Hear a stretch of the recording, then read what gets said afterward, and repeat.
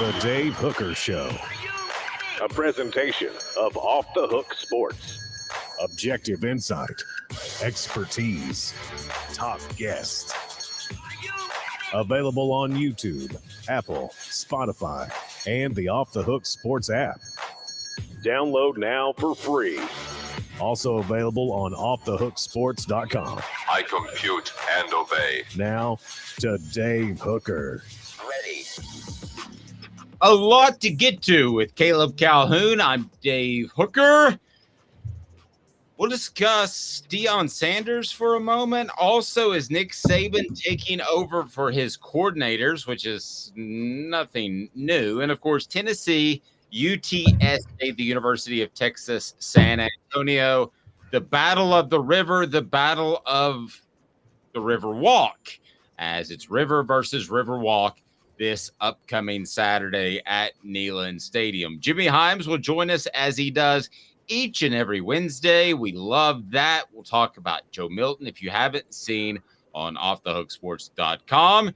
Joe Milton is not exactly the guy that Jimmy has the most faith in, so we will discuss that. Also, Vols to watch for UTSA and 5 UTSA players to watch for the Vols. So we get rolling right now. And Rick Barnes with a contract extension. Caleb Calhoun, how are you, sir? I'm doing good. How are you doing today, Dave? Never better. We begin with 5 Vols to watch against UTSA, and this on offthehooksports.com via Caleb Calhoun.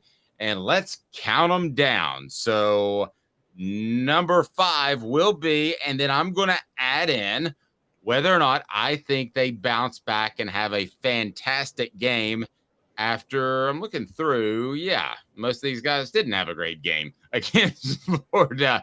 So the guys to watch, I think essentially, I don't want to put words in your mouth, Caleb, but it's guys that need to bounce back from a subpar performance against Florida. Is that safe to say as far as guys to watch? Partially, but it's also matchups, believe it or not. UTSA, the guys who really played poorly against Florida are guys that UTSA is somewhat designed to exploit, which is kind of a scary thought if you're a Tennessee fan. And so they actually have to take this one seriously. All right. But UTSA is not as good as we thought they would be in the offseason. I think you and I would agree with that.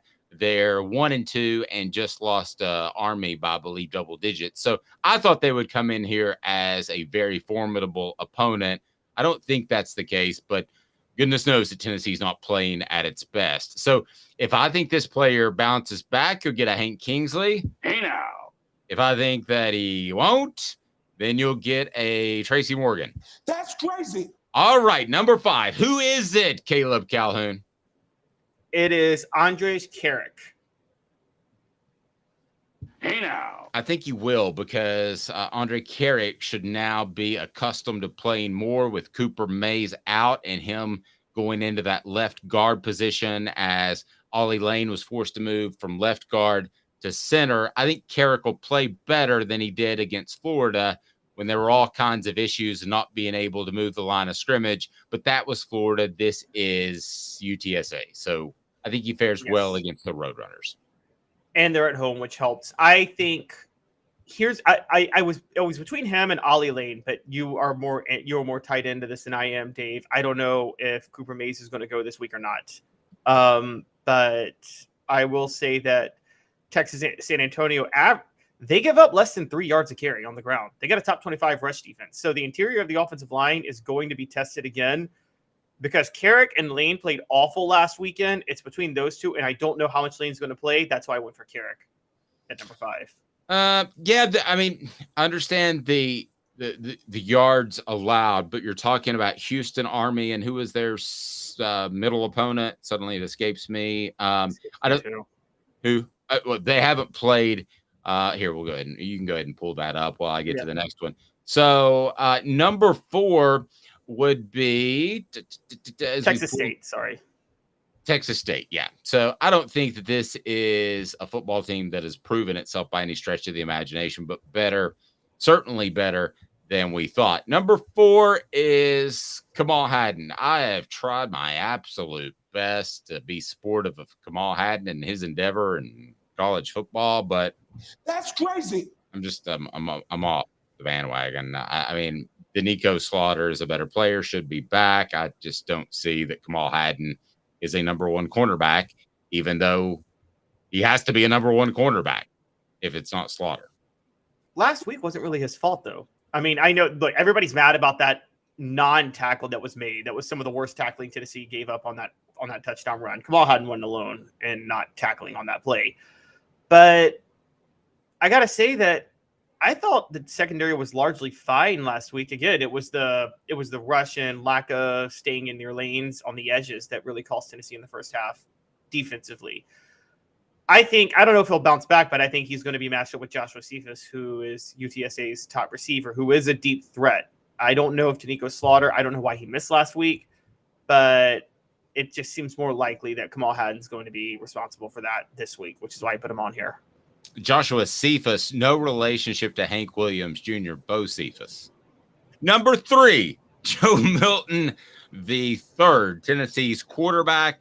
Hey now. I have no question that Tennessee's going to put him in position to play well. And if they don't, then you've got big time concerns about not just falling to 9 or 8 wins, but falling to 7 or 6. If he doesn't play well against UTSA, we're having a whole different conversation on Monday.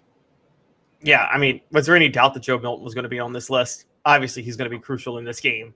And I'm just looking for, Dave, I don't know where you are, but I'm just looking for those crossing routes, those slants, those passes over the middle. What's the touch on the ball when he makes those throws, and also the timeliness of his throws.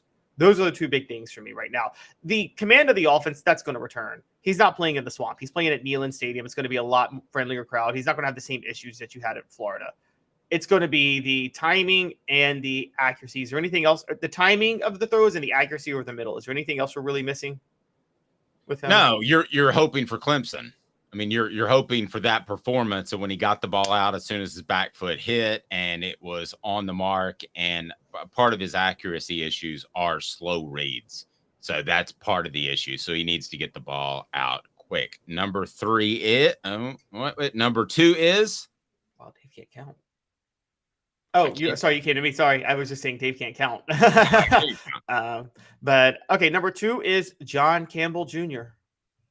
John Campbell Jr. Hey now. I think he plays better because this is a different level of competition. I think it's fair to say he's still getting used to this offense, Caleb. And I also think that John Campbell Jr. has shown me flashes of being very good. So I'm not willing to say that he did have a couple of horrible plays early in the season, and you pointed those out, but I'm not willing to say that he's a bust quite yet as a transfer from Miami.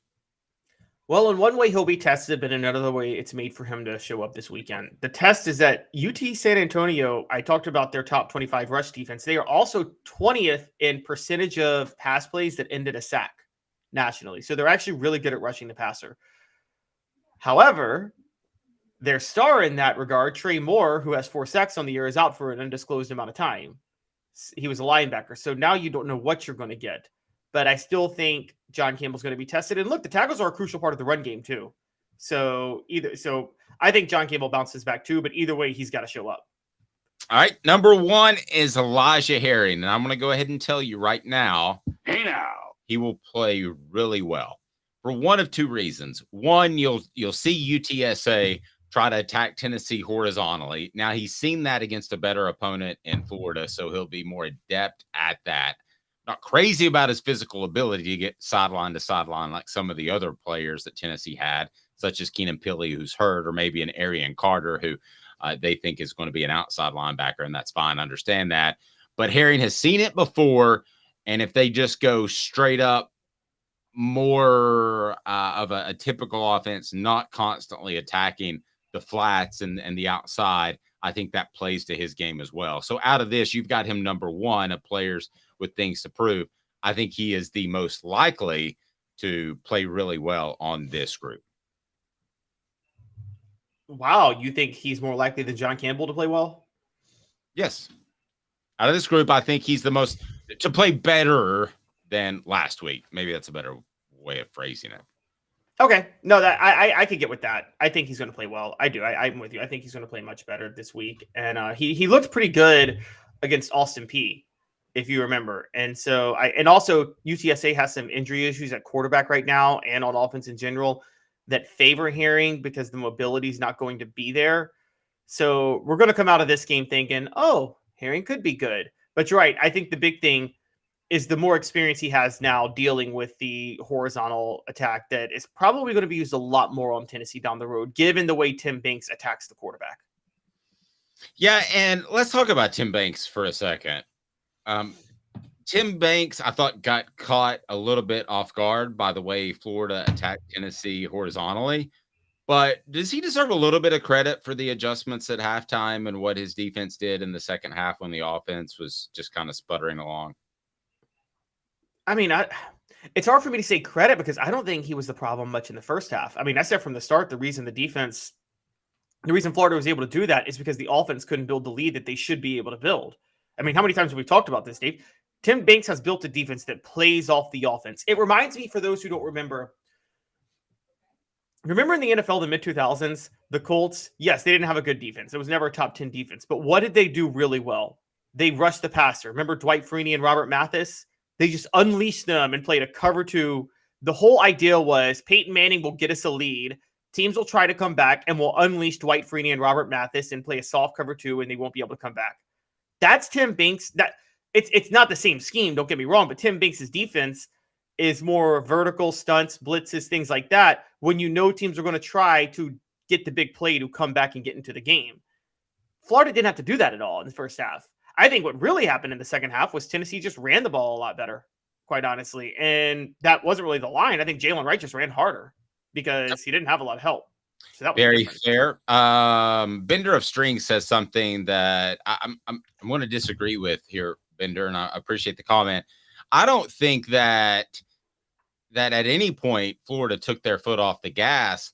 I think that was their game plan, was to keep the ball in possession, whether or not that was the first half or the second half. So I don't think it was taking your foot off the gas. Good morning to all of you all joining us now. If you're in the morning, if you're in the evening, well, you can watch it now. We're non-linear media. So let's take a look at 5 UTSA Roadrunners to keep an eye on. So Caleb, give me number 5 on your list. You got Frank Harris at quarterback. Why is he not number 1? Because he didn't play last week because of an injured toe, and he may not play this week. And if he's not, it's Eddie Lee Marburger who should be on here. But Frank Harris, when he's healthy, is still a really, really, really good, dangerous quarterback. Look, this list was already hard to do. It's harder when 2 of UTSA's best players are hurt. Frank Harris one and Trey Moore the other. Okay, number 4.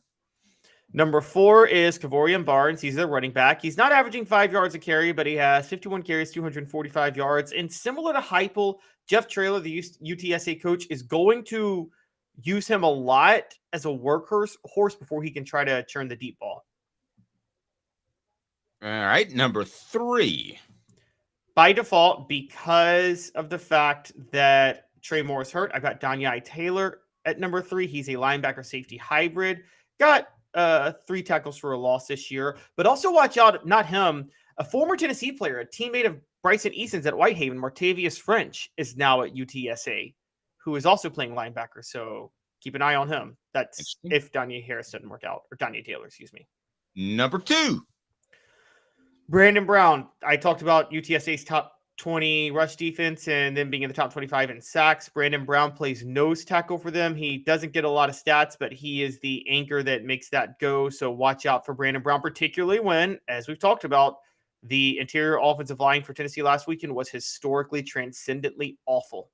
So, and then you got Joshua Bo Cephas, who was born to boogie. Do you even get my Hank Williams Jr. references? No, sorry, I don't. He's great. There's a message board. Tell me if you get my Bo Cephas references. Joshua Bo Cephas, he was born to boogie, and it's a family tradition that he catches deep passes down the field at UTSA. That's 3 references to Hank Williams Jr., by the way. Okay. Well, he stands at 6'3", and he has 24 catches, 247 yards, and you don't have faith in Kamal Hadden. So it's possible he goes off. So watch out for him. All right. There you go. Breakdown of players you need to take a close look at on Saturday. With quarterback issues, there's no reason the Vols shouldn't go out and beat UTSA significantly. I want to remind you, Apex Apparel Group, design, brand, market your way. Unique products to promote your business with unparalleled customer service. ApexApparelGroup.com. ApexApparelGroup.com. It's time for What the H? And it is brought to you by our friend at Andy Mason, AndyMasonRealEstate.com. Here we go. What the? What was he thinking? Release the hounds. The Dave Hooker Show. Keep cool. A presentation of OffTheHookSports.com. Really thought that Caleb just hit the nail on the head with his column at OffTheHookSports.com. Rick Barnes gets an extension. Let's get into the X's and O's of it. But first, the tenor of Caleb's column was all about this is stability in a program that has not had that traditionally. So how important is stability to the basketball Vols? Be sure to hit that subscribe and like button. We appreciate that. And if you're on a podcast platform, we would love a review.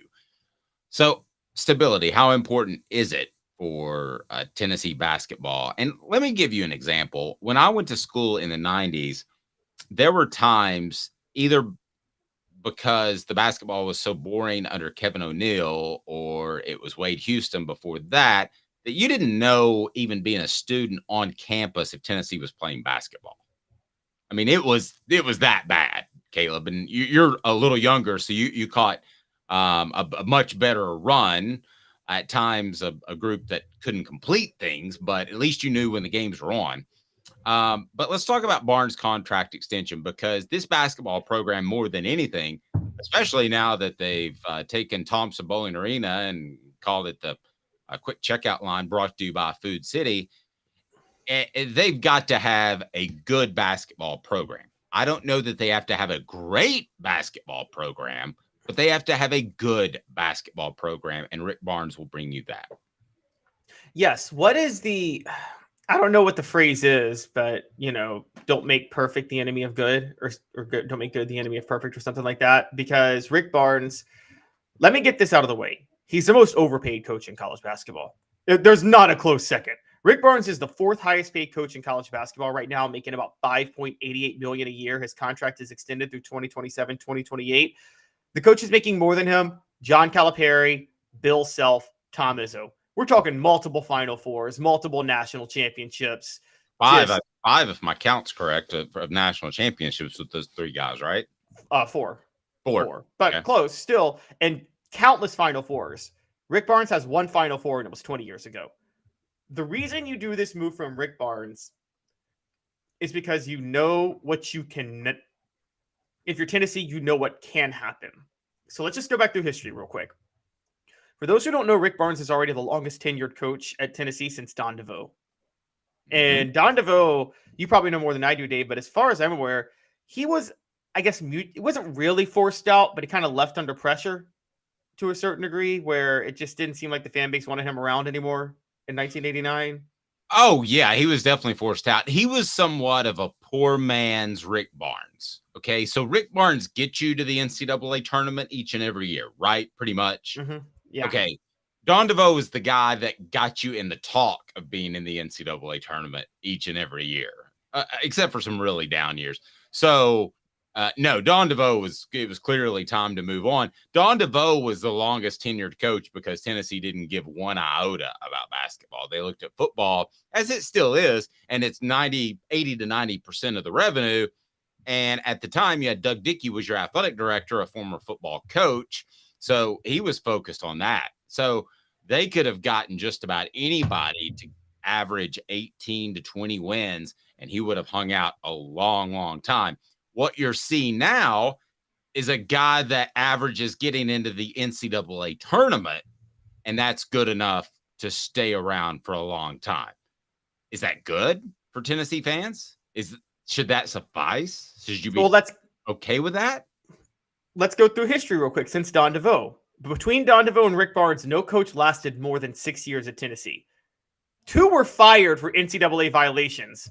One just stupidly lied about it and wouldn't have gotten fired. And we're obviously talking about Bruce Pearl, who's had the most successful run, even beyond Rick Barnes, since Don DeVoe. And the other one was fired after 1 year because of it. So, and that's who Rick Barnes took over for. So 2 fired for NCAA investigations. You had Wade Houston, who was just a terrible coach and a disaster and was hired just to get Allen Houston. You had Kevin O'Neill, who is, as you point out, ran the most boring system imaginable and also said some really offensive things a lot of times. You had Jerry Green, who decided to trash his own fan base because he just, again, rolled the ball out, let him play, but did inherit a lot of Kevin O'Neill recruits and secured a class himself. You had Buzz Peterson, who was probably I'm sorry. Do you know I can do a really good Jerry Green impression? Oh, really? Do it. Yes. Okay, ask me a question as if I'm Jerry Green looking back on my career. Why did you blow a 9-point lead to North Carolina by jacking threes in the second half? Well, I'll tell you, we're all ready for Brendan Hayward, and we got him in foul trouble. And then Julius Peppers came off the bench, but still, it's a pretty good team. And I guess if you don't like it, you can go to Kmart and rent a movie. They don't rent movies at Kmart, but he actually said that on ball. He told Tennessee fans they can go to Kmart. Yes. In terms of character, he told them to bleep off, basically. Yes, exactly. In terms of character, probably the best person they hired was Buzz Peterson, but Buzz Peterson is your classic case of a former athlete who can't coach because he's a former athlete. Travis says I sound like Andy Rooney. All right. And then Bruce Pearl, and then the one I missed was Quanzo Martin, who, I mean, look, I'm not saying Quanzo was a great coach, but I understand Tennessee fans. I still thought there was a lot of pressure, and that was just a bad situation during the 3 years Quanzo was there. You ever wonder why food's so expensive? That's Andy Rooney, who, by the way, Jerry Green never cursed me out, but Andy Rooney did. And Caleb's too young to remember, but he was the guy who, I won't do it anymore, Travis. But Andy Rooney was the guy who would basically do the kicker at the end of 60 minutes. So he had like 3 minutes to sound old and rip on young stuff. And by the way, Smoky Mountain Red brings up Buzz was Jordan's college roommate, the best man in his wedding and all that stuff. It wouldn't surprise me if it came out that they didn't even know each other, because you would think Michael Jordan, to help out his best friend and the best man in his wedding, would show up once to help your basketball program. And I covered that entire time, and he never showed up once. Can you imagine Michael Jordan had walked in Thompson Bowling just to watch a practice, what it would have done for Tennessee basketball? Oh, it would have been amazing, but Michael doesn't. Here's the truth. Michael doesn't really like Buzz Peterson, and I'll tell you why. Okay, I've never heard this. I'm super excited. Go. So, yes. Buzz Peterson admitted in 2001 when he was hired at Tennessee that he did not like North Carolina recruiting Michael Jordan. He didn't think Michael Jordan would fit with the team. And Michael Jordan, in his Hall of Fame speech, mentioned players and coaches who doubted him, and Buzz Peterson was specifically named in his Hall of Fame speech. And so Michael Jordan, as we all know, takes things very personal. He feels like Buzz Peterson disrespected him. He feels like Buzz Peterson, Dean Smith, to motivate Michael Jordan, put Buzz Peterson above Michael Jordan on the depth chart initially when Michael Jordan was clearly better. So Michael Jordan genuinely has a level of vendetta against Buzz Peterson. Now, Buzz Peterson's like, hey, we're connected, so we're cool. And, Michael Jordan will be diplomatic and show up for his wedding because Buzz Peterson asked. But, yeah. So do you think Tennessee stands by Rick Barnes until Rick Barnes is ready to retire? Or do yes, you think because or do you think they say that just making the tournament's not enough? No, I think they stand by Rick Barnes. I don't think you run off for basketball. I don't think you run off a good coach for a potentially great coach who could also be bad. I'll tell you that this was a few years ago. It was about 2016. South Carolina and Kentucky were both in the Final Four. There were 2 Final Four teams from the SEC. And you had looked at the SEC basketball landscape and there were a bunch of really good, not great coaches, and SEC basketball was thriving and SEC football was horrible because the SEC and football at the time had run off so many good coaches because everybody was trying to have the next Nick Saban. This must have been like 2015, 2016. This was when Gus Malzahn, Butch Jones, Kevin Sumlin, like these were the best SEC coaches outside of Nick Saban, the most successful ones at the time. All right.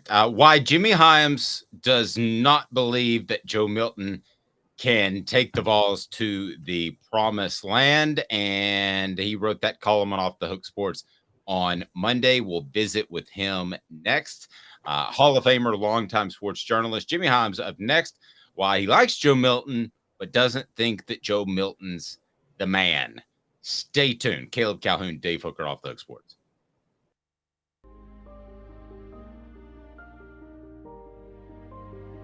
Our family has been creating one-of-a-kind pieces of jewelry in West Knoxville since 1986. Each piece is a combination of unique processes that bring your idea to life. Every day in our shop, a truly special item with a story all its own is being manufactured in our facility, bringing the history and family sentiment into a whole new generation of life. We're grateful that you chose us to be Knoxville's best jeweler, a title that we value and respect. Because to me, being a jeweler and owning a jewelry store are not the same thing. I'm Rick Terry. I'm a jeweler, and we want to be your jeweler. Kingston Pike and Campbell Station Road in the heart of Farragut, and downtown on Gay Street right next to the Tennessee Theater. Hi, Mike Davis here with City Heating and Air, reminding you to always dare to compare. Our team provides quality local heating and air service, installation, and maintenance across East Tennessee. We use only the best equipment like American Standard heating and air conditioning for your residential, new construction, or commercial needs. Honesty, dependability, and customer satisfaction have been the cornerstones of our business since 1961. City Heat and Air. Dare to compare.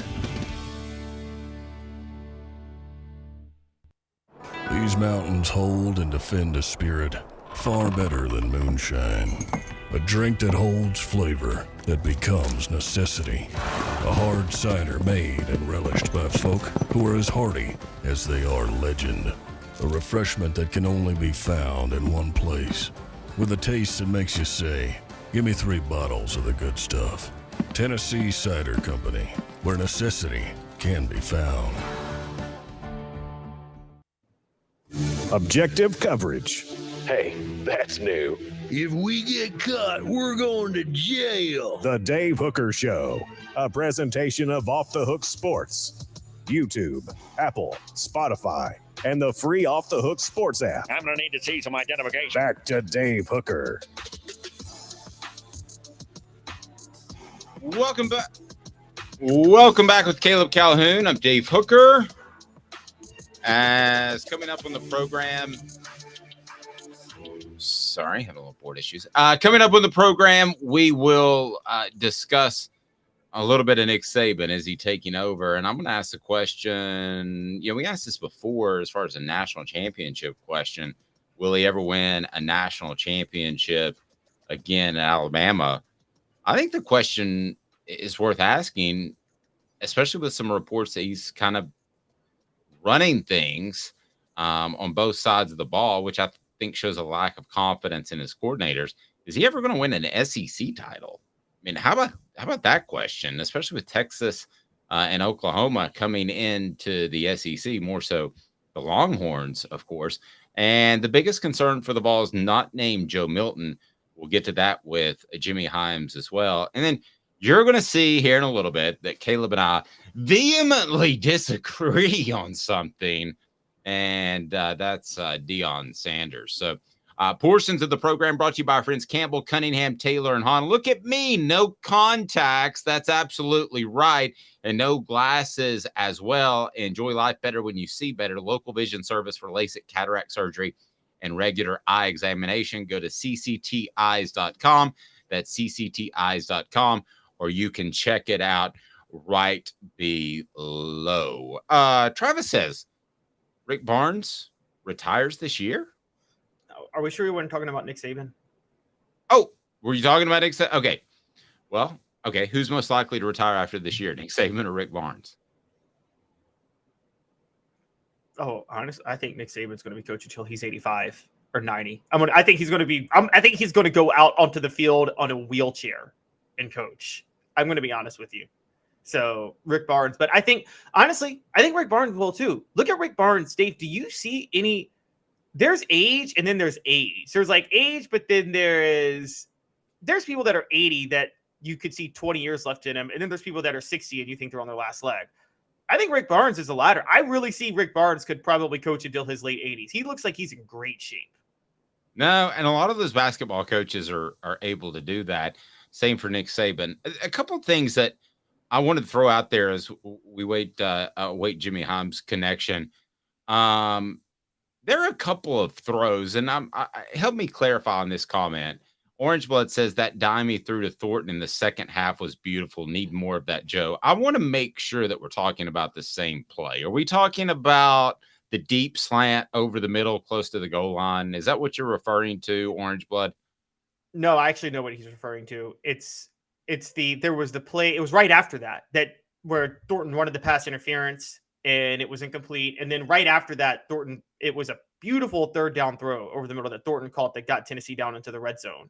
And they didn't convert because it was that 4th and 1. But that was the thing that was good about Joe Milton, and we keep underrating this in the game. His sideline accuracy and his vertical accuracy is so much better than it was 2 years ago. It's the touch he's putting on the ball and the command of the offense that are still issues. But the actual accuracy, Dave, that is a lot better than it was 2 years ago. There's no denying that at this point with Joe Milton. That his accuracy is a lot better than it was when he first started against Bowling Green 2 years ago. Yeah. Go back and watch tape from that game. No, I'll take the homework into consideration, but I think that it's better, but it's still not good enough. You had brought up one point. Well, I don't want to get caught up in that, but there are a couple of plays, the Dante Thornton deep slant, and then there was one play, was it against Virginia with Ramel Keaton, that I thought that was underthrown. So sometimes, I've heard television commentators or even a completed pass that everything is great with Joe Milton, when in reality, it hasn't necessarily been, because if you lead those players out a little bit, they score. All right, Jimmy Hyams joins us now. He is a Hall of Famer. He's fantastic, and he wrote what I think is one of the best pieces that's been on Off the Hook Sports, which isn't saying a lot. We've just been around 16 months, Jimmy, so don't take too much for that compliment. But it's just exploding. But I thought it was very good. So let's start. Now I want to get into the column specifically, because I felt the same way on Sunday, and it was a perfect timing that you wrote it, because it was better than the angle I had. But what do you think of Joe Milton before we get in depth in your column? And what did you think of his play on Saturday and to this point in the season? Well, I thought his play on Saturday wasn't good enough. I thought he played pretty well against Virginia. I didn't think he played well against Austin Peay. He was 1 out of 8 to start that game. And here was an incredible stat about Austin Peay. We talked about him just throwing those out routes all the time. He didn't throw hardly anything downfield. Tennessee had 228 passing yards. 210 were yards after catch. What does that tell you? That tells you all he's doing is throwing those out. I think he completed 18 of his 21 passes at the line of scrimmage, or right at the line of scrimmage. Here's my concern about Milton, and I like him a lot, and I think Tennessee can average about 30 points a game with him, but they cannot be at optimum efficiency because his skill set doesn't fit this offense. And there are 3 factors that I think are missing. 1, he doesn't run the ball very well. Secondly, he doesn't throw the ball very well on the run. And third, he does not make the quick decisions necessary to run this offense. So those are the 3 concerns I have. Now, again, they can average 30 points. They can win 7 or 8 ball games with him, but they can't win 10 or 11 with Joe Milton, in my opinion.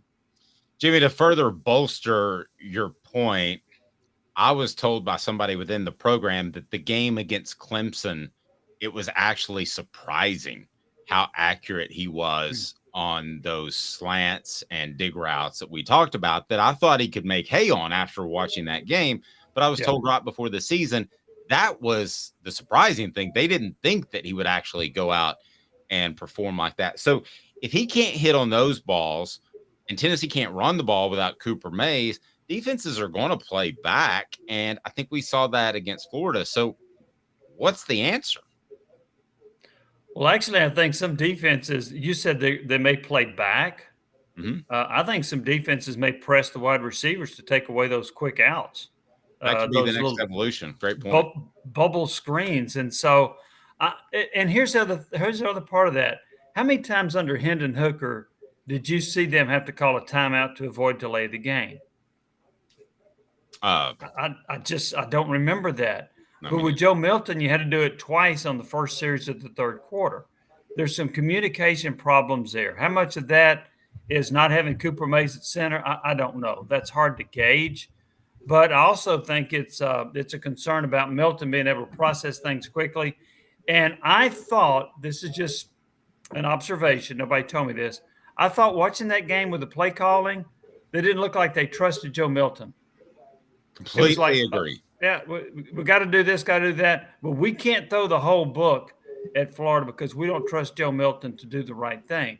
And so I think they got pretty conservative with their play calling at times. Jimmy, I've been on I haven't blamed the play calling too much just because I actually thought a lot of because Heupel's offense is so dependent on being able to establish those 5, 6, 7 yard runs regularly if they're going to be able to do what they need to do offensively. What I do start to criticize Heupel for, though, and I want to know your thoughts on this. Look, to me, it looks worse and worse by the week that Josh Heupel ever considered Joe Milton over Hendon Hooker, because it's obvious to anybody with eyes that Hendon Hooker is so much of a better quarterback. And I just have to think, isn't that a long-term problem of Josh Heupel, the talent evaluator? Because there's no debate. Hendon Hooker was, and I said this from the start, ask Virginia Tech fans about losing Hendon Hooker, ask Michigan fans about losing Joe Milton. Virginia Tech fans were much more on Hooker's side than Michigan fans were on Milton's side. And Heupel, I think against the will of the team, went with Milton at the beginning of 2021. I can't say it was against the will of the team. I don't know that. I do know, and I was surprised at this, that a lot of the media covering Tennessee said that the challenge between Milton and Hooker wasn't close. That's not what I saw. And now, look, people fell in love with Milton's arm. You'd sit there and watch him throw an 80-yard pass. Okay, great. It's not so great if it's not caught and it's 80 yards over or 20 yards over the receiver's head. But here's the other part of that. When Tennessee decided to go with Milton over Hooker, I talked to Pat Ryan, who went to a lot of practices, and I said, who would you go with? He said, Hooker. I said, why? He said, he's more consistent and the offense moves the ball better when he's at quarterback. And then the staff went with Milton. Now, I don't know all the reasons why, other than I know he's got a great arm. Maybe they saw the ability to stretch the field better with Milton than Hooker. But, Caleb, I'm kind of in your camp. When you look back, it's like, how in the world could they have chosen Milton over Hooker, other than just the fact he's got a cannon for an arm? Yeah, and one of the things that we can't pin on Heupel is that we saw during the season, and Smoky Mountain Red posted this, we saw during the season, Hendon had that killer instinct, and he would get mad when he would get hit. And I don't want to read too much into a post-game interview because you've got the rest of the season to play for. But to be honest with you, I watched it 2 or 3 times, and it just seemed like to me that Joe Milton was like, everything's going to be okay. No big deal. Just lost to Florida. I mean, that's your SEC rival, and you're a 7-point favorite. Jimmy, that's a big, big deal. To me, yes, it is a big deal. And Tennessee, I thought, would win the game. Now, I didn't buy into this double figure stuff, and somebody picked Tennessee 41-13, which I thought was crazy. I thought it'd be a close game. I thought Tennessee would win by 7. I picked 27-20. But with Milton, I wonder if he's struggling and figuring out how he's supposed to act after a game, because, man, I'd be ticked off. But maybe he's like, okay, I don't want to show panic because I don't want the rest of the team to show panic. But still, I mean, a little bit of anger, a little bit of emotion. I I don't think that hurts you to do that, to show that you're disgusted with the way the game went. So maybe he's struggling to find that role of a leader, or maybe that's just his personality. Oh, well, we lost. Let's go to the next game. I would struggle with that if I were a teammate or a coach. I would be so – I think I would be so mad. And it's just we're all wired different that every answer would be about 5 words long. And the media would be mad at me. I'd be fine. I want to get on the plane. And that's just how I'm wired. Caleb, I want to get to you too. But the obvious question, Nico was the number 1 quarterback in the country. Big reason why people are excited for him. Actually, he was number 2 behind Arch Manning. But nevertheless, he's the highest rated prospect that Tennessee's ever gotten. They didn't have it around for Peyton Manning. So, Jimmy, let me throw at you what I hear. I hear they love Joe Milton, that aside from an injury, there is no way they would turn to Nico.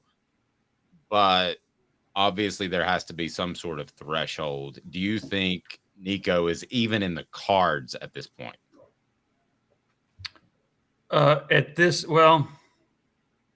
It's hard to say the way you phrased it, at this point. I think they want to stick with Milton. Look, if they have to go to Nico, that's bad news, right? That means that Joe Milton's not playing very well and the team's not doing very well. Mm-hmm. The part where they are not going to go to Nico at all this year, I'm not buying that. I'm not buying that at all. It depends on how Joe Milton plays. And if Joe Milton struggles and can't move the team and can't score points, they're going to make a change. So I don't buy into there's no way they'll make a move unless Milton gets hurt. But as far as right now, I don't know that they're ready for that. We heard Joey Halsley talk about how he felt like Milton played well against Florida, that he was operationally good. Obviously, they felt like he played better than I did.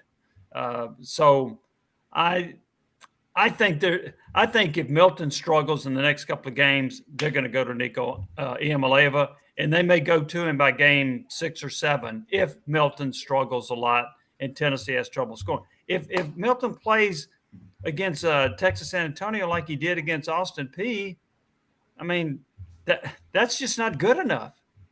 So you're looking at a 6-6 season. You might be. I mean, I'm sitting there thinking, well, I wasn't going that low. I was thinking 7-5, 8-4, but it's possible. I mean, you start looking at a lot of these teams. I thought, well, okay, I'm pretty confident Tennessee's going to beat. I'm not so confident that they're going to beat some of these teams now. So I think it brings a lot more losses into the equation. Yeah, Jimmy, it's funny you say that. I went really high for Tennessee this year because I was basing it off what everybody in connected to Tennessee was saying by Milton. And that's went against every instinct of my life. I've always gone by my eyes on the field, not what people say in practice. I thought you were going based on that big win over Clemson. Which I think you might be more on my side now that game didn't actually happen. It happened. I just don't think it had anything to do with this year. Speaking of Clemson, one of the comparisons I draw into Tennessee, and I want to know your thoughts on this, Jimmy, is that I think they're kind of in a transition year like Clemson specifically was in 2014. If you remember, Taj Boyd really helped build Clemson up under Dabo, similar to what Hendon Hooker did for Tennessee.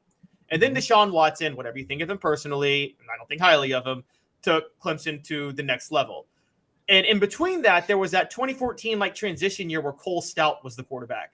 Do you think the Tennessee coaches, and it's possible that they're seeing this year as a transition year from Hooker to Nico, where Joe Milton's the quarterback? Well, he can keep them above water, 8, 9 wins, whatever, and then they can really just turn it loose next year? I don't think that's the way they viewed it. I really think they believe that Joe Milton would perform at a level that could help them win at least 9 games. I think they felt that way. Now, there's some other pieces of this equation. I mean, the receivers haven't played at a high level. The offensive line hasn't played very well. The secondary can't tackle. So you've got some other issues. But, Caleb, I really think the coaching staff has more – I would say this. They seem to have more confidence in what Milton could do than what we do. So I don't think they looked at this as a transition year. Yeah, we'll just kind of suffer through Joe Milton until Nico's ready. I think they felt like Milton was good enough to get them to 9 or 10 wins. I agree with that. Portions of the program brought to you by Herald Group Security Solutions, leadership experience, specialization, addressing problems through unique mission-specific mitigation techniques, also making your children safer one school at a time. If your child goes to private school, go to your administrator, mention heraldgrp.com because they undergo 60-day training for their security, and we're looking to get that available in public schools as well very soon. It is time for Four Downs. It is brought to you by our friends at Zen Sports. We'll tell you more about that as Zen Sports is bringing the cash back to gambling. Download that app. Use the promo code HOOK, but I'll tell you more about that as we get to Four Downs, which is right now with Jimmy Hyams and Caleb Calhoun. Four Downs. 4 questions. 4 answers. The Dave Hooker Show. Four Downs. A presentation of offthehooksports.com. Okay, so that's where we stand on Joe Milton, but I don't think that saying it's all Joe Milton's fault would be accurate. So what's the biggest concern for the Vols not named Joe Milton? That'll be Four Downs as we get to that right now. And Cooper Mays may not be on the field, but he is in my drop board. So, Coop, what should people do? Cooper Mays here. Hit like and subscribe. And what down, Coop? Coop here. First down. There we go. Tennessee's defense, missed tackles and out of position. So, Jimmy, I will ask you as far as a concern, huge, somewhat, or they'll be fine? Huge concern. That lack of tackling, the lack of effort in tackling, what you saw at Haddon, that's ridiculous. It's kind of funny. Somebody said, I've seen cornerbacks do bump and run, but you're not supposed to bump and run a running back. So I just not supposed to bump and run away either. Yeah. And then fall down. I just don't think the secondary is all that good. They haven't faced a real good passing team. Florida's not a real good passing team. They're an above average passing team, and they shredded the secondary, in particular on third down in the first half. And then the secondary is not very good at tackling. Now, Danico Slaughter did not play. He's probably the best tackler. I was told in the aftermath that he had an injury of some sort, which was undisclosed. But I have big concerns about this secondary going forward. I don't think they're really good in coverage and not very good at tackling. And so when a running back or a receiver breaks loose, I'm not real confident that the defensive back is going to get them down. Caleb, missed tackles out of position, huge, somewhat, or they'll be fine as far as a concern on your end? I'm actually going to break with Jimmy. I'm going to do the reverse on this one. I'm going to think they'll be fine on this one. I think Tim Banks' defense, we've talked about it, is designed for a vertical attack that plays off the offense getting a lead and teams being desperate, and the offense never put them in a position to do what they're supposed to do in the first half. And that one run was ridiculous. I mean, it wasn't just Kamal Haddon, by the way. I forget who the linebacker was that tried to tackle him with his backside. I've never seen that one before in my life. Okay. I thought that Lil Jon song, back it up. I thought that was going to come on because it looked like that's what he was doing. But Jimmy, if it makes you feel any better, I don't know who Lil Jon is either. I've heard of him. I just don't listen to his music. You go. You're talking to the guy who's listen to Get Low. I'm not going to sing the lyrics to the song out here because everybody my generation should be ashamed of ourselves for liking that song. I'll be the first to admit it. But yes, it was a very catchy song. But yes, that was embarrassing. But I do think Tennessee's defense is not designed for open field tackles and wrapping up. It's designed to create havoc with a vertical attack that really forces errant mistakes by the quarterback and the backs in general. I thought we were talking about defensive backs. Did I miss that? Oh, I thought he just said defense. Did he say defensive backs? I said, well, I think that I said Vols defense missed tackles and out of position. So kind of all under one roof. Okay. But I see where both you guys are coming from. Well, I would go more toward the middle on that. I think that, and I was focusing on the secondary. Maybe I just had that in my mind. I think the defense, I think the front four is pretty decent. I think the linebackers are all right. I think they didn't have a great game.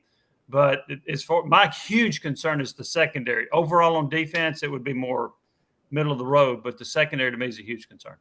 Okay, we're trying to keep Joe Milton out of this part of it, and it's going to be difficult to do on this one. We're going to try. Coop, what down is it? Cooper Mays here. Second down. Communication. Nobody's mentioned the fact that there is a new offensive coordinator in place. Cooper is out. So part of it's got to be Joe, right? But communication in general, and they don't get Dylan Sampson in the game, the pre-snap confusion, just communication on the offensive side, huge, somewhat, or they'll be fine as far as it's concerned. I'm going to go somewhat because I think that's easily fixable. But here's my concern about that. That I don't see that being an issue when they play at home. But when they go on the road in a hostile environment, like Gainesville is, like Alabama is, I have concerns about their ability to deal with that. And if you look at it, even a year ago, they struggled a little bit. Now, somebody said, well, yeah, it was against Georgia last year. Look, Georgia's defense was phenomenal, so I don't think it was just crowd noise. But I do think the crowd noise on the road has had an impact with communication with Tennessee. I think they had 5 illegal procedures against Florida. They had several against Georgia last year. On the road, that offense – now, Missouri didn't have any fans, so it doesn't matter. But on the road, that offense struggles a little bit. Caleb, huge somewhat, or they'll be fine as far as communication? I'm with Jimmy. I'm going to go somewhat, and I think it's a road thing. And, again, Tennessee – Jimmy, I talked about this last year.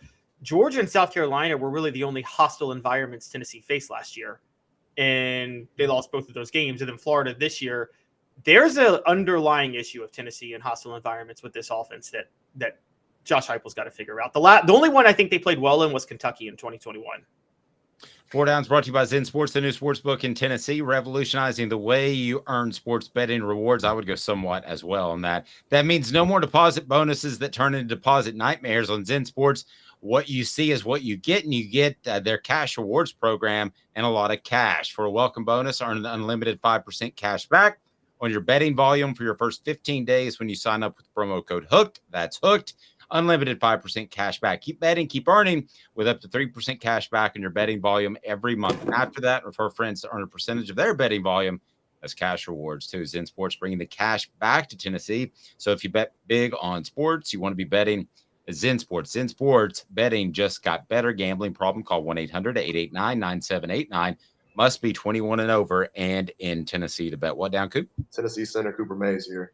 Third down. Thank you. Tennessee's receivers not developing. Jimmy, that is a huge concern, somewhat of a concern, or they'll be fine. I'm going to go somewhat. I've been disappointed that Dante Thornton hasn't developed into the player I thought he would. I think the coaching staff was very high on him in the spring. He's the Oregon transfer that's 6'5" and has great speed. I think Squirrel White has played really well. Keaton has been pretty average. McCoy, I think they need to target him more. Now, I'll say this. He's been a heck of a blocker. He's done a really nice job in that phase, so he's a complete receiver. But I think he needs more opportunities to catch football. Caleb? I'm going to go huge because I think Tennessee's offense is actually built around the receivers more than the quarterback. And the way the coaches thought was we have NFL receivers, so even if Joe Milton's a little inaccurate, think Dante Culpepper throwing to Randy Moss back in the day. Dante Culpepper was a terrible quarterback, but he got away with it because he had some good receivers to throw to. And I don't think the receivers have been able to bail out Joe Milton from his mediocrity this year, which they thought he would be able to. I'll say 2 things. I think Squirrel White can create yardage on his own through passes that Joe Milton doesn't have to be a lead on down the field. Mm-hmm. And I think there are times that you throw it to Brew McCoy even when he's covered because I think he's a big physical guy and he's going to be able to make plays. What down, Coop? All SEC center Cooper Mays here. 4th down. Tennessee's offensive line, huge, somewhat, or they'll be fine. Where do you rate that as a concern, Jimmy? I'm huge right now.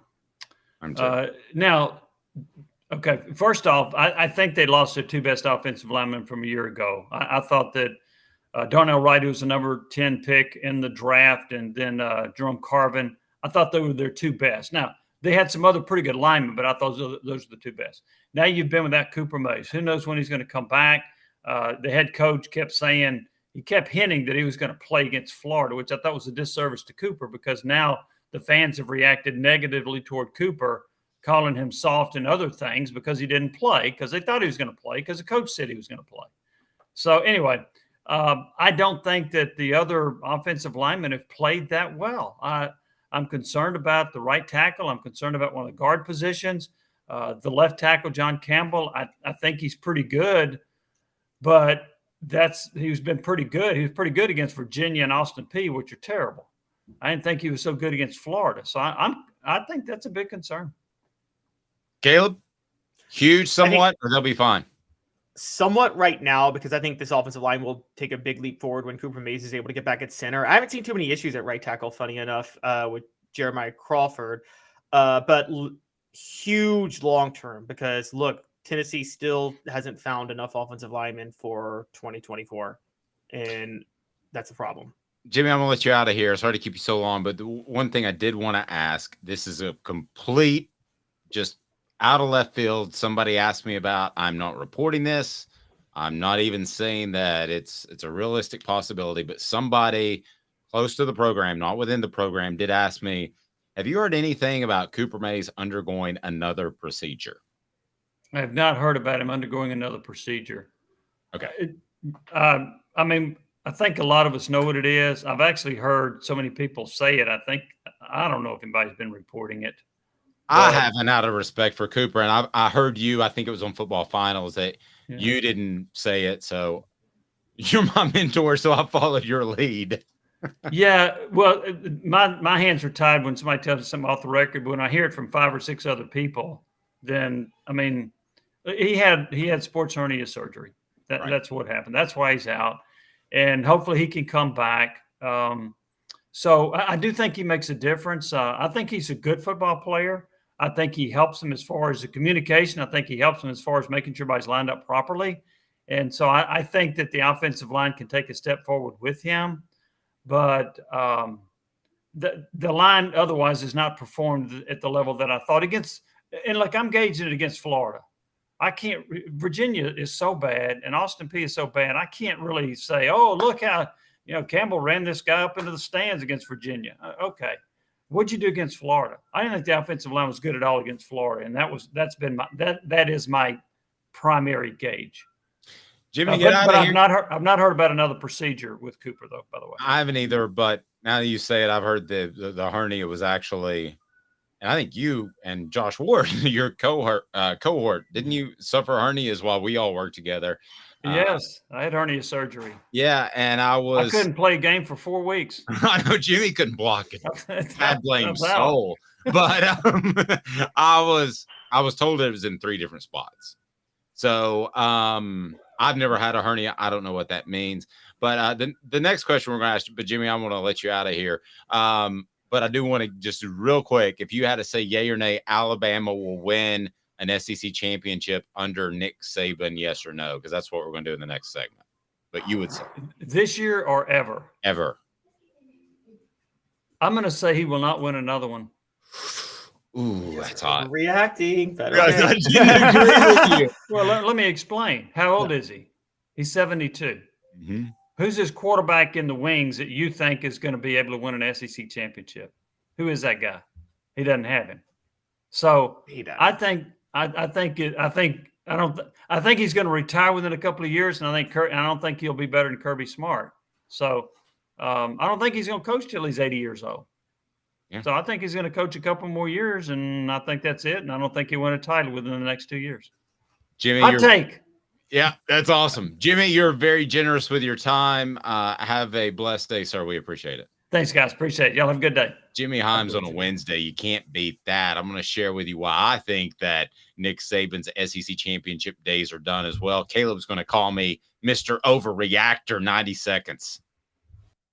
Candace, I was really heavy into the drug culture. I was selling drugs. I was just constantly in pain. I was missing like a good support system in my life. Candace has given me everything that I need in order to successfully have a wonderful recovery, in order to have a life that I didn't even know was possible. And it's not just about me anymore, and I love that. I absolutely love it. You can take your life back. Call Cadis today. With all that sun, sand, and salt water, the beach is a very relaxing place. Unless you wear contacts. Ow! Open your eyes to the best the beach has to offer with LASIK vision correction from Campbell Cunningham Laser Center. Sports Treasures in North Knoxville is one of the South's largest sports cards and memorabilia dealers, featuring over 10 million sports cards from vintage to modern. Sports Treasures carries a full line of hobby boxes, singles, autographed memorabilia, Tennessee Vol collectibles, fan cave decorations, and so much more. See a museum full of collectibles at Sports Treasures, 4819 North Broadway in Fountain City, and Sports Treasures on Facebook. Sports Treasures, where the real sports fan goes to shop. Welcome back. It's Caleb Calhoun. I'm Dave Hooker, as we're going to dive into a topic that Caleb's already making fun of me about, so maybe I can't even hang with him. It is time for today's tough question. Today's tough question. Take a side. Take a stand. The Dave Hooker Show, a presentation of offthehooksports.com.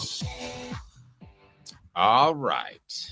Nick Saban. Caleb, first of all, let me find out if you and I agree that he won't win, just give me a yay or nay, multiple national titles at Alabama. You would agree with that, right? Yeah, he won't win multiple. Okay, I'm whittling down here. A national title at Alabama before he's done. Yes, because I disagree with Jimmy. He's going to coach till 80. Okay. So you're definitely saying SEC title. So that's what I wanted to get to. No, I'm not. No. When the SEC goes to 16 teams and the playoff goes to 12 teams, an SEC title will be harder than a national title in a year. Interesting. Okay. So today's tough question, we want to give you some backstory here and my thoughts. Today's tough question is, will Nick Saban win an SEC championship before he is done at Alabama? Yay or nay? Yay. I'll still go yay. Just by odds, I'll go yay. That's funny. You've kind of argued with yourself there. But anyway. No, I just said it. National title is more likely, but I still will give him one SEC title left. Okay. Backstory. You believe that Nick Saban is monkeying around with his coordinators, correct? Tell me why. Yes, and by the way, I have to tell you guys this. For everybody that doesn't like him, this is why we in the media will always give Lane Kiffin a pass and love him, because Lane Kiffin will honestly give you gold to write about. There's only a few coaches that do that, Dave, right? And Lane Kiffin is probably one of the best if you're a media member. And he basically said in the press conference the other day that he was asked, what's it like going against Steele's defense? And he basically said, it's more like we're going against Saban's defense. No, I'm not quoting him directly, but he basically said he thinks that Saban's calling the plays. Saban comes out and volunteers information, basically says contrary to what's been out there, Kevin Steele's our defensive coordinator. On top of that, there are rumors circulating right now that the move back to Jalen Milroe was a Saban move. And the move to Tyler Buckner and to bench Jalen Milroe was actually a Tommy Rees move, the offensive coordinator, so this is Saban saying to the offensive coordinator, you don't know what you're doing. I'm taking over the offense. And Lane Kiffin is hinting that Saban is telling Kevin Steele, you don't know what you're doing. I'm taking over the defense. Okay. We agree, but I think you think he'll win another SEC title. I don't, because Texas is coming into the conference, and I don't think he'll ever be better than Kirby Smart. And I do agree with Jimmy. I think he's got 2 to 3 to 4 years in him, as opposed to you're saying like 8. Now, if you're right on the 8, I'm totally on board with you. He'll win a national title. Okay, because he will adjust from what I think has been a bad adjustment in going backwards in football, and that's controlling the football and playing great defense. I know it's working for Kirby Smart, but he has had a very special run of quarterbacks. You can name them off: Tua, Jalen Hurts, Bryce Young. Bryce Young, Mac Jones. You can go on and on and on. That's a special run. That's not going to happen very likely for any program in the nation ever again. And historically, it's insano. It's even better than when Tennessee had Peyton, T, Clausen, Ainge. That was a great run. You would take those 4 right now. But you forgot about Heath Schuler before Peyton. Right. slight couple years in between because of the transition. But you're right. That was a special run. But you take the guys that we just mentioned at Alabama over that. So I think there's some luck to that. I don't think you'll have that again.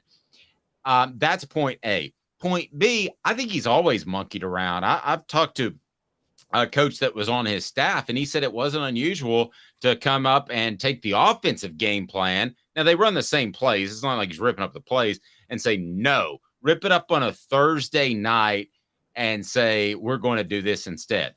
And it's worked for him. But here's why I don't think he wins another SEC title, because I don't think he coaches as long as you do, and we'll find out. We've all speculated on that. I also think that he won't have the run of quarterbacks. I don't know who his next great quarterback is, and I don't necessarily think he's on the roster right now. And he doesn't seem to think so because he's played basically all of them for a little bit to see how they do. And now he's going back to Jalen Milroe.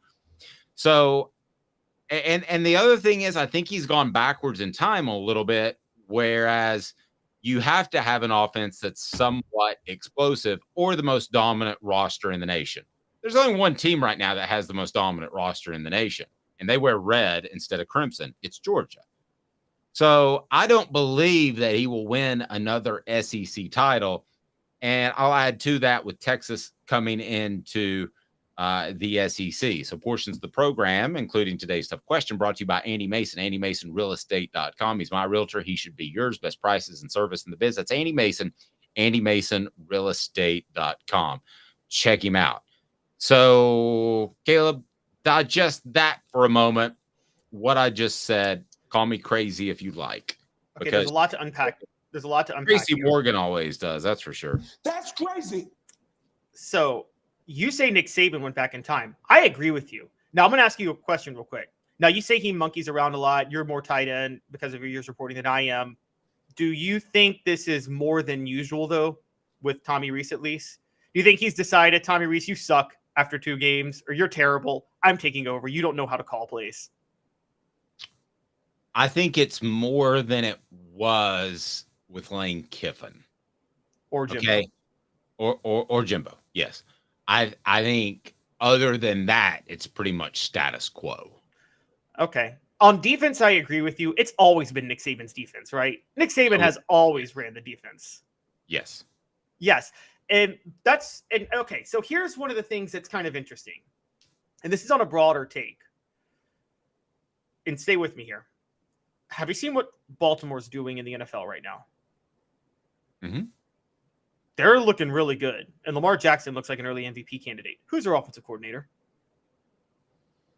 Help me. Todd Monken, who was at Georgia the last 2 years. Right. I think Nick Saban, yes, he went back in time. I think Kirby Smart went back in time too with Mike Bobo. And what I'm saying is we underrated how great of an offensive coordinator Todd Monken was at Georgia last year. Agreed. And probably underrated Brian Daboll at Alabama. Oh, absolutely. Absolutely. We underrated both of them. And I think Nick Saban went back in time. Here's where this is a rare mistake by Nick Saban. He went back in time based on a media narrative that wasn't true. The media narrative was that Kirby Smart was winning national championships the old Nick Saban way, which was a simplistic offense and all defense. No, that offense was very, very, very cutting edge. Go back and watch the motions and the plays Georgia ran. Dave, we saw Georgia play Tennessee, covering Tennessee, and Georgia just overwhelmed Tennessee on the offensive line, and that was just a different game. But Todd Monken is a very creative offensive coordinator, and Tommy Rees is not. And I think that's an overreaction. I think Tommy Rees is going to be out of there in a year, and Nick Saban will find a better offensive coordinator. Now, Kevin Steele, that is totally a Nick Saban's like, I'd rather just run the defense. For those who don't know, Kevin Steele is actually not a bad defensive coordinator. For people who bring up the 70 points with the Clemson game 10 years ago, I'm going to expose something that I'm a little uncomfortable because we don't know all the details, but Kevin Steele has once every 5 to 10 years what we might call a mental lapse in a game. He was coaching at Carolina one year. No, he was coaching a defensive coordinator at Auburn, I think, one year, and pulled out an old playbook from Carolina in the middle of the game to call that. I think that was the game. It happens once every 5 years, and it's something that just, I don't know what happens when he does it, but it does happen every now and then. I think Saban brought in Kevin Steele knowing that outside of that, Kevin Steele can coach defense and Nick Saban can be the guy to call plays and take over when things go rough. I think Nick Saban is actually more on a mission and on a tear. I think Nick Saban was very frustrated about Georgia the last 2 years. He dominated on the recruiting trail, and Nick Saban has decided, I want guys that will run what I want to run, but I want to fully take over this team. I'm so driven right now. I'm going to do everything. I'm running everything until I get another national title. I think that's Nick Saban's. I think he's working harder right now than he's ever worked before. And for people who compare him to Bear Bryant, because I saw that people say he's older than Bear Bryant was one of the most out of shape 65-year-old men in the history of college football. I mean, the guy was famous for smoking a pack of cigarettes, leaning up against the goalpost before a game, and was quite the drinker. Yes. So yeah, these are two different dudes.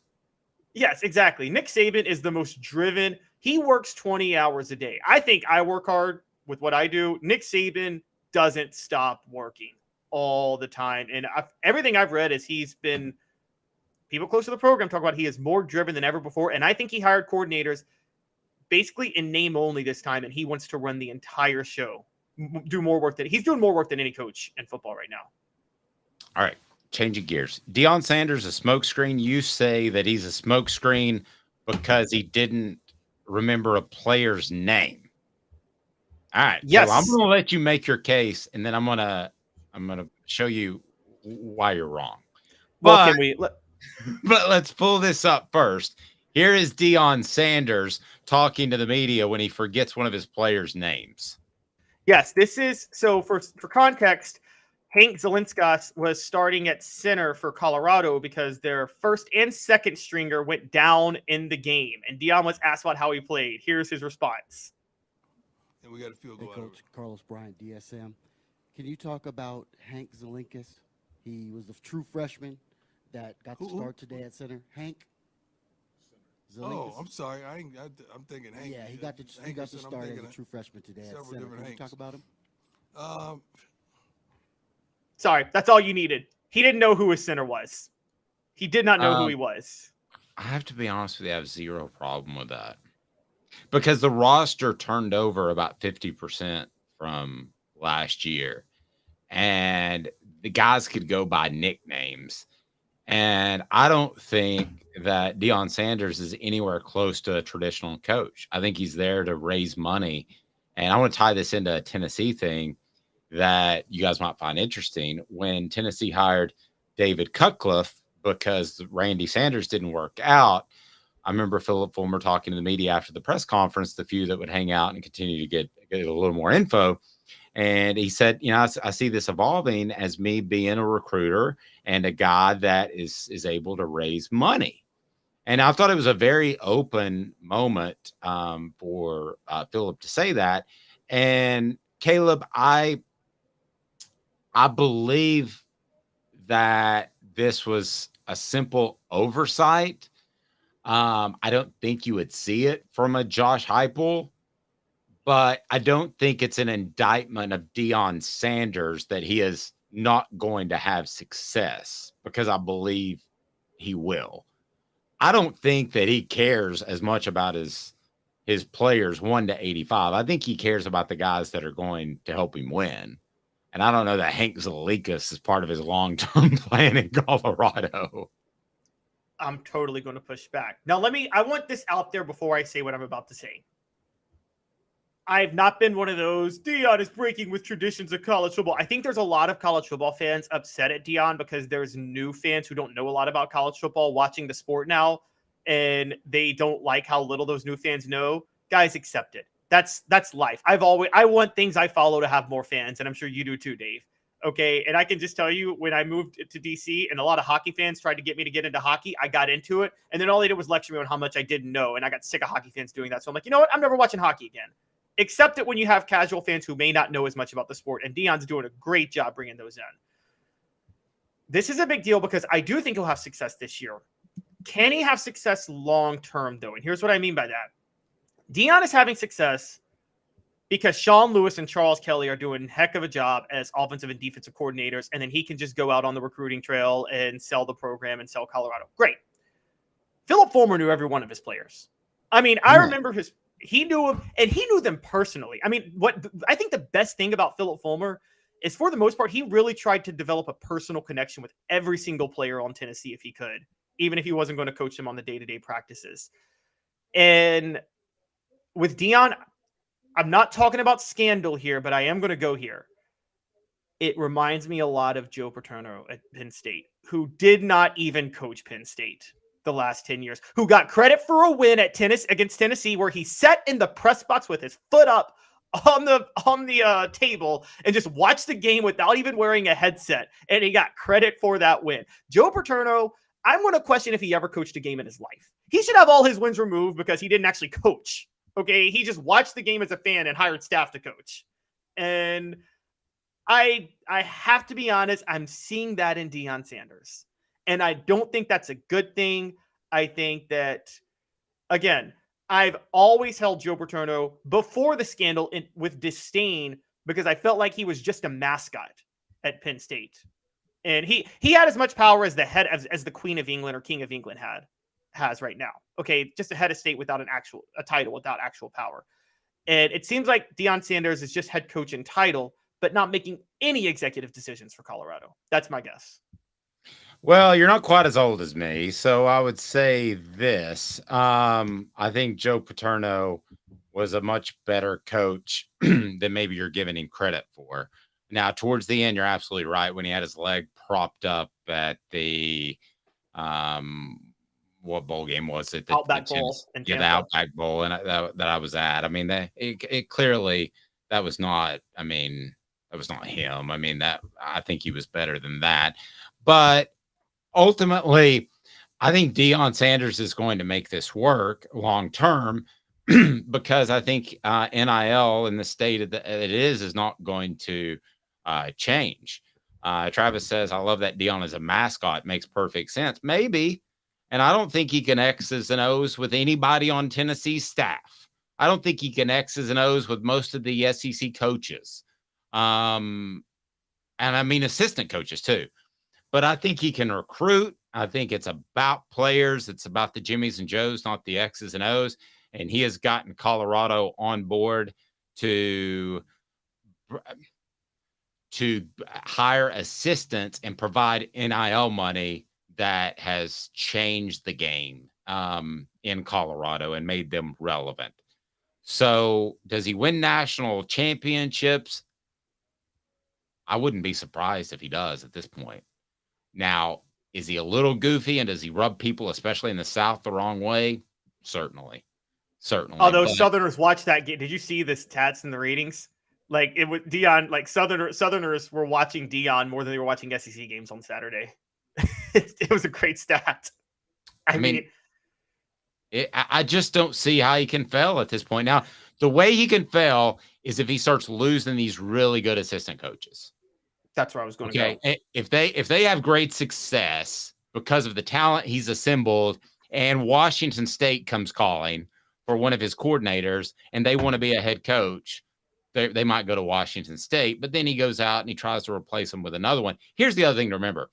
Shedeur Sanders and is it Travis Hunter, I believe. I mean, those are big monster gets, and Sanders is his son, and eventually those guys are going to go off to the NFL, and he has another son that plays and then a son that's a videographer. But I don't think it's just about his son. But I'll say this. Shedeur Sanders, if you haven't watched him play, if Tennessee has Shedeur Sanders, they're every bit as good as they were last year, maybe better on offense. I mean, he is an incredible talent. And I'll be honest with you, I didn't watch Jackson State. I didn't know that, but I can watch Shedeur Sanders for roughly 3 minutes or 8 plays and tell you that he is very, very good. Light on his feet, has good pocket presence, knows when to run, when not to run. Don't be surprised if he's the number 1 pick in the NFL draft one day because he has size too. So he's not going to have Shedeur Sanders forever. So then I think the quarterback position becomes an issue. But with what he's done, Sean Lewis might get a job after this year. The offensive coordinator. I would hire Sean Lewis right now if I were about half the SEC. No, I agree. And what happens when look at Ed Orgeron, and I'm not saying I think Deion Sanders is a lot smarter than Ed Orgeron. Like I think Deion Sanders' IQ like laps Ed Orgeron's like 5,000 times. Okay, but I will say, the minute Steve Ensminger left and Joe Brady left, look at what happened to Ed Orgeron in LSU. And you're saying that can't happen to Deion at Colorado? No, it can. But Travis also says he leaves when his son does. This is a guy at Jackson State who said, I'm eventually going to leave. Like, and no coach says that. During your tenure, say, I'm eventually going to leave for a bigger and better job. I want to build something here. And he did. So far, he said at Colorado, he's been blown away and he loves it there. And he never even thought he would be there. And I know this is a honeymoon period. Don't be surprised if he's at Colorado long term, because that's going to turn out to be a pretty good job, because NIL, you can recruit people to there. They were able to recruit out of Compton back in the day because a lot of parents want their kids out of Compton. That's why Bill McCartney won a share of the national championship in the early 90s. So don't be surprised if he stays there long term. And I don't think he's going to the NFL. Why would you come to the SEC that's going to be tougher? If the Georgia job opens up tomorrow, they're not going to call Deion, first of all. But if they did, would you take that job? No, in particular, if you can recruit out in Colorado. All right, hot take. I'm about to trigger so many people. If I got a choice between living in Colorado, Alabama, or Mississippi, I'm living in Colorado. I'm sorry. It's so much nicer than Alabama or Mississippi. Come at me, SEC fans. I don't care. Okay. When Deion said he was looking when he was at Jackson State, it's because he was in Jackson. Jackson or Boulder? Dave, where are you going to live? Well, I mean, I would live in Boulder over Jackson. I haven't been to Boulder. I've been in the Denver airport. It looks beautiful. I've heard it's fantastic, but I will say this. I mean, at the end of the day, I would rather live in the South. Now, there are places in Alabama that I wouldn't want to live. And there are places in Mississippi I wouldn't want to live. But as a whole, I would rather live in the South. But there are a lot of people like you, and I think he's been genuinely taken aback with how nice it is. He's Caleb Calhoun. He's a Southern boy. Well, he is. And I don't think he'd take the let me backtrack on something I said. I don't think he'd take the Florida State job because I think they kind of stiff-armed him when he expressed interest. I think he'd take the Florida job out of spite. And then Tennessee has to worry, because if Deion, with his recruiting ability, recruiting Florida, then I will say Tennessee's got, like, everybody will line up for that job as an assistant. He's Caleb Calhoun. I'm Dave Hooker, Off the Hook Sports. It is weekdays at 10 a.m. Hit like and subscribe. Share it with your friends. Tell a friend. Leave us a review on our podcast channels. We appreciate it. Have a fantastic morning, afternoon, evening, whenever it may be. Smoky Mountain Red said Boulder to Gainesville. That is a great point. The personal enjoyment would not be the same in Gainesville as it is in Boulder. Have a fantastic day, evening, morning, afternoon, whatever it may be when you're watching. He's Caleb Calhoun. I'm Dave Hooker.